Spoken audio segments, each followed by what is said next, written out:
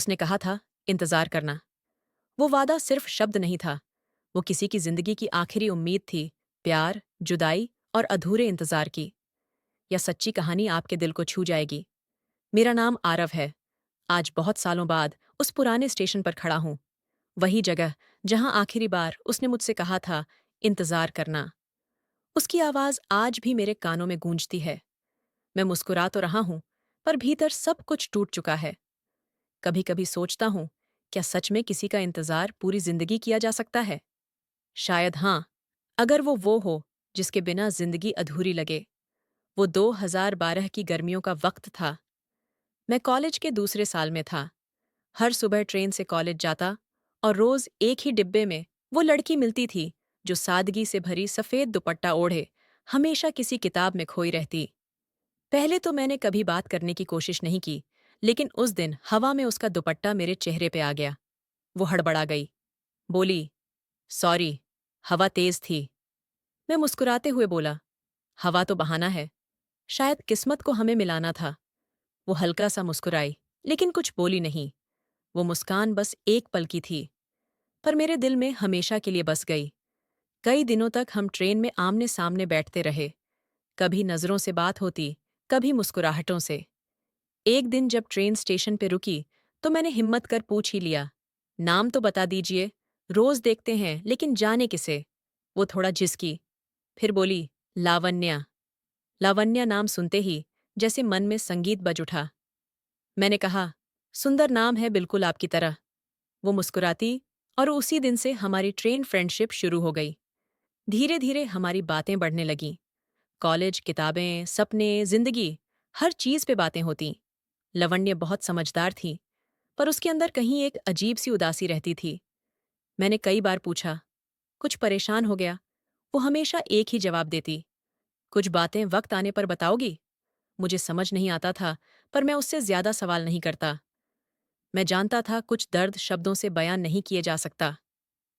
एक दिन बारिश हो रही थी। ट्रेन लेट थी। हम प्लेटफार्म पर खड़े थे। मैंने उसके लिए चाय ली। उसने बिना कुछ बोले मुस्कुराते हुए कप थामा। उसके गीले बाल, भीगे ओंठ और वो मुस्कान। उस दिन मुझे एहसास हुआ कि मैं उससे प्यार करने लगा। शायद वो भी यह समझ रही थी। बारिश रुकने पर उसने कहा, आरो, अगर मैं एक दिन चली जाऊं तो तुम इंतजार करोगे? मैंने बिना सोचे जवाब दिया। जिंदगी भर वो मुस्कुराई। बोली, तो ठीक है। वादा रहा। कुछ दिन बाद वो ट्रेन में नहीं आई। पहले दिन सोचा शायद क्लास मिस की होगी। दूसरे दिन भी नहीं आई। तीसरे दिन बेचैनी बढ़ गई। मैंने कॉलेज में उसके बारे में पूछा, पर वहां किसी को उसका नाम तक नहीं पता था, जैसे वह थी ही नहीं। एक हफ्ते बाद उसके घर का पता किसी तरह मिला, और वहां जाकर जो सुना, उसने सब कुछ बदल दिया। उसके पिता बोले, लावण्या को कैंसर है। वो इलाज के लिए दिल्ली गई है। मेरे पांव जमीन पर टिके नहीं। वो मुस्कान, वो आंखें, वो आधा, सब एक झटके में टूटा। मैंने पूछा, वो लौटेगी ना? उनके शब्द आज भी याद है। अगर ऊपर वाला चाहे तो मैं रोज उसी ट्रेन से कॉलेज जाता, उसी सीट पर बैठता जहां वो बैठती थी। हर स्टेशन पर लगता है जैसे वो अब आएगी, उसी मुस्कान के साथ। लेकिन वो कभी नहीं आई। कभी कभी हवा का एक झोंका आता तो लगता वो पास थी। कभी किसी किताब में उसका नाम दिखता तो दिल भर आता। वो नहीं थी, पर हर जगह उसकी मौजूदगी थी। 3 महीने बाद मुझे एक पत्र मिला। उस पर लिखा था, आरो के नाम। कांपते हाथों से लिफाफा खोला। उसमें लिखा था, आरो, जब यह खत तुम्हें मिले, मैं शायद दूर जा चुकी होंगी। मैंने कहा था ना इंतजार करना, पर यह इंतजार मेरे लौटने का नहीं, मेरे यादों का है। जब भी बारिश हो, समझ लेना मैं पास हूं। जब भी हवा चले, समझ लेना मुस्कुरा रही हूं। और जब भी तुम्हें किसी की याद सताए, बस आकर उस भेज पर बैठ जाना जहां हम पहली बार मिले थे। मैं वहीं रहूंगी हमेशा। वो खत पढ़ते ही मैं रो पड़ा। पहली बार किसी ने मुझे इतना गहरा दर्द और इतना सच्चा प्यार एक साथ दिया था। वक्त बीत गया। कॉलेज खत्म हुआ। नौकरी लगी। लेकिन मैं अब भी हर साल उसी स्टेशन पर जाता हूँ। लोग कहते भूल जा उसे, पर मैं कैसे भूलूं? वो कोई कहानी नहीं थी, वो मेरी जिंदगी थी। मैंने किसी से शादी नहीं थी, न इसलिए कि कोई मिली नहीं, बल्कि इसलिए कि वो वादा अब भी जिंदा था। आज 2022 से ठीक 10 साल हो गए हैं उसे गए हुए। मैं उसी ट्रेन स्टेशन पे हूँ। वही पुरानी इमेज, वही हवा, वही एहसास। जेब से वही पुराना खत निकाला।